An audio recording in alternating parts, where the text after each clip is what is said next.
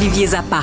Et toi, tu m'inquiètes aujourd'hui là, parce que là, tu veux parler de fermeture d'usines en série au Québec. Comment se fait qu'on n'en entend pas parler plus que ça? C'est une très bonne question. Je suis préoccupé parce que je reçois beaucoup de courriels de la part de gens qui, en région, travaillent pour des entreprises depuis 10, depuis 15, depuis 20 ans, même plus, et qui me disent « Je viens de perdre ma job, je sais pas ce que je vais faire. » Tu sais, des gens qui travaillent chez Venmar à Drummondville, le fabricant de hottes de cuisine, qui annonce la fermeture de son installation. 130 personnes qui perdent leur job.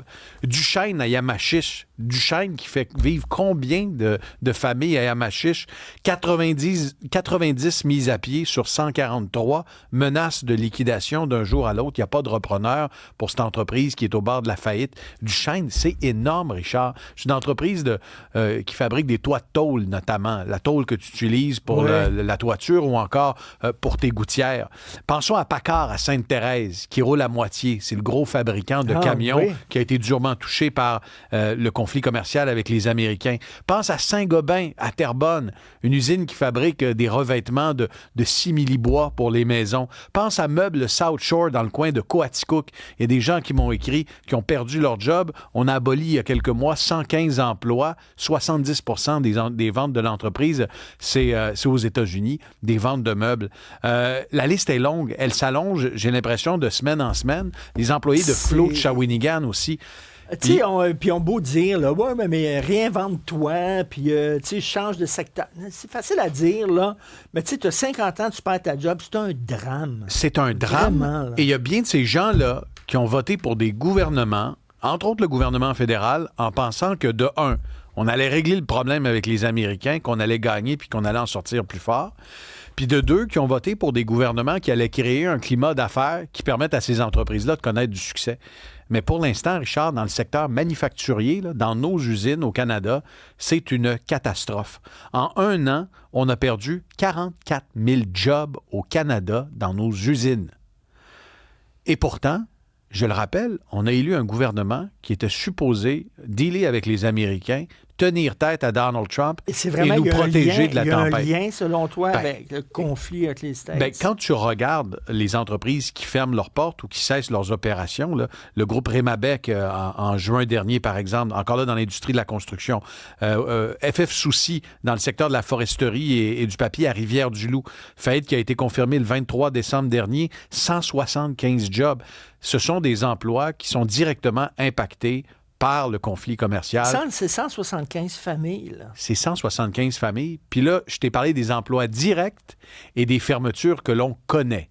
Je t'ai pas parlé du petit fournisseur, de l'entreprise de nettoyage qui était basée, par exemple, à Yamachiche, puis qui venait dans les bureaux de Duchesne, ou encore le bureau d'avocats de la région qui faisait affaire avec Duchesne pour signer des contrats, la firme de comptables de la région qui avait les contrats avec Duchesne. Toutes ces entreprises-là en périphérie vont également perdre de l'ouvrage. Puis c'est d'autres jobs qu'on va perdre.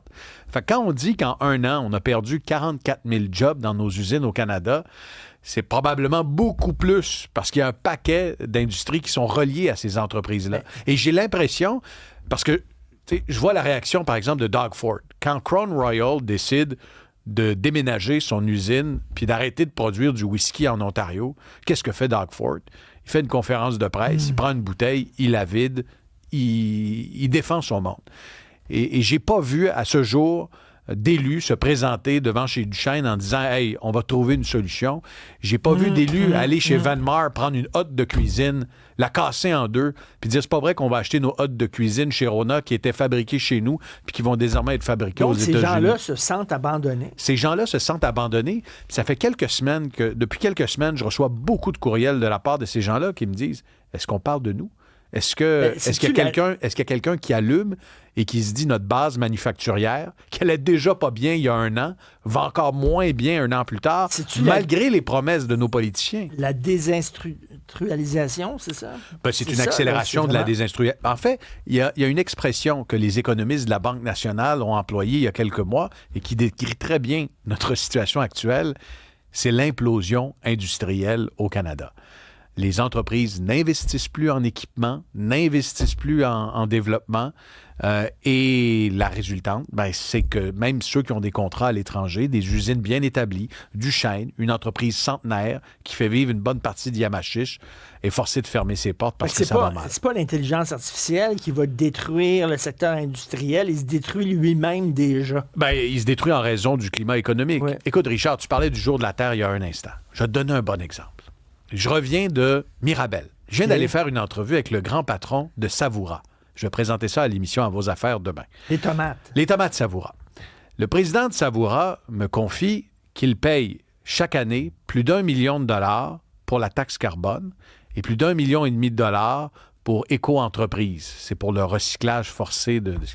Alors, il paye grosso modo 2,5 millions de dollars de plus que ce que ses concurrents ailleurs, eux, payent. T'sais, en Ontario, il n'y en a pas de taxation carbone, puis il n'y en a pas de patente comme éco-entreprise pour pénaliser le recyclage. Alors, lui, ce qu'il me dit, c'est, moi, là, je fais vivre combien de travailleurs? J'achemine combien de tomates par semaine dans nos épiceries? Moi, ce que je fais, c'est que j'empêche des tomates du Mexique de faire des centaines de kilomètres, des milliers de kilomètres. Puis là, parce que j'utilise de l'énergie pour faire pousser mes tomates dans les serres... On me punit. On me punit. Et ultimement, on punit qui? On punit l'entreprise, on punit ses employés, puis le consommateur qui paye ses tomates plus cher. À un moment donné, oui... On est en compétition. C'est comme si on faisait une course avec les Américains, mais que nous attachait les lacets de souliers ensemble. Et il y a donc deux choses à faire. Se regarder le nombril et se dire, il faut être plus compétitif, il faut arrêter de faire suer nos entrepreneurs et nos entreprises et leur faciliter la vie, parce que la résultante, on la voit, c'est des pertes de jobs partout en région. Puis la deuxième chose, essayons de régler le conflit commercial. J'entends sur certaines tribunes des gens dire, c'est pas grave qu'on n'ait pas de deal avec les Américains, c'est pas grave que la chicane continue pendant des mois. Moi, je trouve ça très grave. Je me promène chaque jour, Richard, en entreprise. Je rencontre des entrepreneurs tous les jours qui me disent, en ce moment, c'est l'incertitude totale. Je vais te donner un exemple. Je prends l'exemple. Comment tu peux planifier à long terme? Je vais te donner l'exemple de la tomate. 80% des tomates de l'Ontario qui poussent en serre s'en vont aux États-Unis. Si on n'a pas de deal avec les Américains, puis que ces tomates-là ne traversent plus de l'autre côté de la frontière, qu'est-ce qu'ils vont faire? Ils vont inonder le marché canadien. Et ce sera quoi l'impact? Des entreprises comme Savoura, ne seront plus rentables parce qu'on va avoir beaucoup trop de tomates, étant donné qu'on en exporte beaucoup. Alors, réglons la situation avec les Américains le plus rapidement possible. Et de l'autre côté, améliorons le climat d'affaires au Québec pour faire en sorte que nos entreprises arrêtent de mettre du monde à la porte et continuent leurs activités et même investissent dans leurs activités. Alors, rapidement, on sait que tu adores lire les résultats financiers. Tu as lu ceux de Métro. Oui, c'était ma première lecture ce matin, Richard. Je me suis levé, je me suis fait un café et j'ai regardé les résultats trimestriels de Métro. Parce que Métro ne va pas super bien en bourse. Depuis un an, avant la session de ce matin, c'est un recul de 11 %. Il n'y a personne qui va brailler parce que les actionnaires des grands épiciers ne font pas d'argent. Mais en lisant les résultats trimestriels de nos grands épiciers, on constate une chose. C'est pas en vendant des tomates et de la viande que tu fais nécessairement une fortune. C'est en vendant tout ce qui vient autour de ça.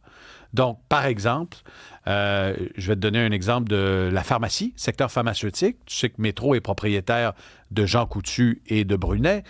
C'est une croissance des ventes de 5,1 %. Alors que dans l'alimentation, sur un an, c'est seulement 1,8 %. Tu regardes les ventes du groupe Métro, une hausse de 4 % environ, à 5 milliards de dollars. Le bénéfice, lui, le profit a augmenté de 4 %. Donc, si ça va bien pour les grands épiciers comme Loblaw, comme Métro, c'est surtout et beaucoup parce que la pharmacie va bien et parce que tout le reste va bien. Mais pour ce qui est des marges de profit en alimentation, Richard, il faut toujours le rappeler, c'est une business de petite marge, les épiceries, 2-3 % quand tu fais la moyenne au total. Donc, en lisant les résultats trimestriels de Métro, ça nous rappelle que vendre des Tylenol, c'est plus payant que vendre des patates. Et ma petite théorie qui vaut ce qu'elle vaut, pourquoi la pharmacie, ça marche bien? On est une société vieillissante. Absolument. Des gens qui ont de plus en plus de bobos. Et c'est pas pour rien que c'est pas pour rien que des joueurs comme Métro ont vu ça venir en achetant, par exemple, Jean Coutu. C'est quand Métro a acheté Jean Coutu, il savait que nécessairement, oui, l'épicerie, les ventes allaient augmenter avec, entre autres, l'immigration, la croissance démographique, mais le vieillissement de la population, c'est un gros vecteur de croissance. Donc, on part, toi puis moi, une chaîne de salons funéraires. On va faire de l'argent à tabarnouche parce que quand ça va commencer à tomber, ça va tomber. Il y a déjà des gens qui ont eu l'idée, Richard, parce que les Américains ont acheté énormément de salons funéraires. Des fois, tu te promènes là et tu vois Maison d'Arche. Tu te dis, c'est québécois, ça. Oui. Non, c'est détenu par des intérêts étrangers. Il y a un paquet de maisons funéraires au Québec qui ont gardé leur identité pseudo-québécoise, mais qui sont détenues par des poches profondes américaines. Tu vois, on arrive trop tard, Richard. On va regarder à nos affaires pour savoir comment va l'économie. Absolument. Soyez à l'écoute. C'est le combat des circulaires cette semaine. Maudit, on ne ratera pas ça. Il y a des beaux spéciaux, Richard. Richard. Dimanche. Oui, il y a des beaux spéciaux. Oui, okay. Veux-tu un... Attends, je vais te donner un punch. Il y a beaucoup de porc en vente. Manges-tu du porc? Oui. C'est la semaine du porc. Honnêtement, c'est un peu sec, le porc, mais ça dépend comment tu l'apprêtes. Oui, non, mais il faut rosé, s'il te plaît, rosé. Fais pas ça comme ta mère le faisait, là. Rosé. Ça, c'est l'ancien temps, Richard. OK, on va regarder. Tout est bon dans le cochon. Merci. Salut.